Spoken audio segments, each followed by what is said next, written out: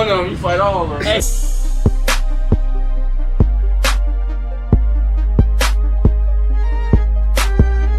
What's cracking, G?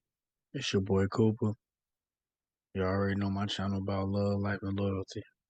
And I got a little information piece, a little informative piece for y'all today. So I hope y'all enjoy it. Like, comment, subscribe. They ain't let the GDs through the door, but they let Broner in. Damn, they got them GDs out there, boy. Nigga, I'm finna go spend 100,000 on nothing, nigga. And I didn't see him.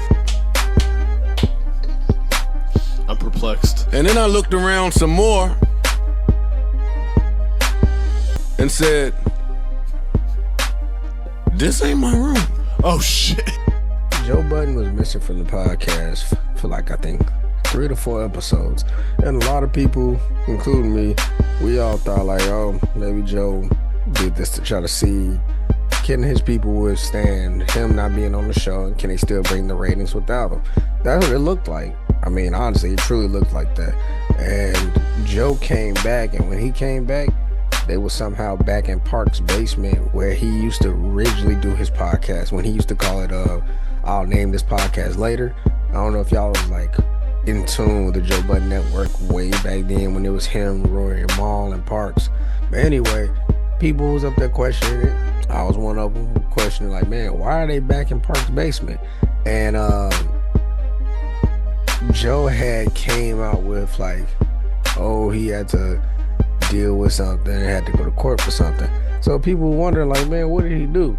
So he was bringing up the old tale that he told, I think it was some months ago, when he did like a little cartoon skit, and he's telling the story, just like the Charlie Murphy stories, Hollywood stories, and he's up there saying basically, yeah, I sleepwalk, and I end up sleepwalking to the wrong apartment. And Joe Budden was speaking on how he sleepwalk, and he sleepwalk naked and all that stuff. And the story seemed far-fetched, right? But now the paperwork has dropped, and it's alluding to that. It was saying on December 4th that Joe was seen on a Ring camera, and probably a camera in the building, because this is a high-end building off the waterfront over in New Jersey. And they were saying he ended up at the wrong apartment. He was sleepwalking naked, and he kept trying to punch in the code, the door code, to get in, and then he walked away. So now that's why they had to leave the building. But it turns out Joe has 2 condos there, and one of the condos is connected to another condo, so basically make it even bigger.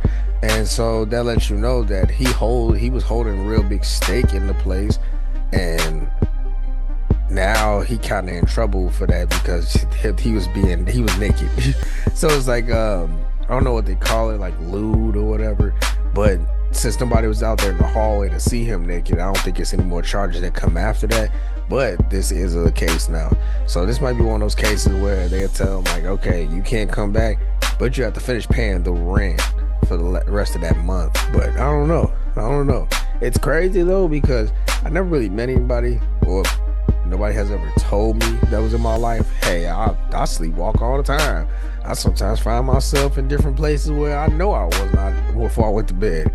So I don't know. This is my first time actually hearing about a real legit sleepwalker. And the reason why I believe it is because it's paperwork. But hey, we're gonna just wait until see what happens next. The case just opened, so it's gonna probably be a few months, or maybe Joe settled it early on since he has the cash. But I'm gonna come back with more once we get more, man. But it's your boy Cooper, my channel about love, life, and loyalty, and some opposite knowledge, wisdom, understanding. Catch y'all on the next one. Who the fuck is this? My end, kill a nigga playing both sides. I'm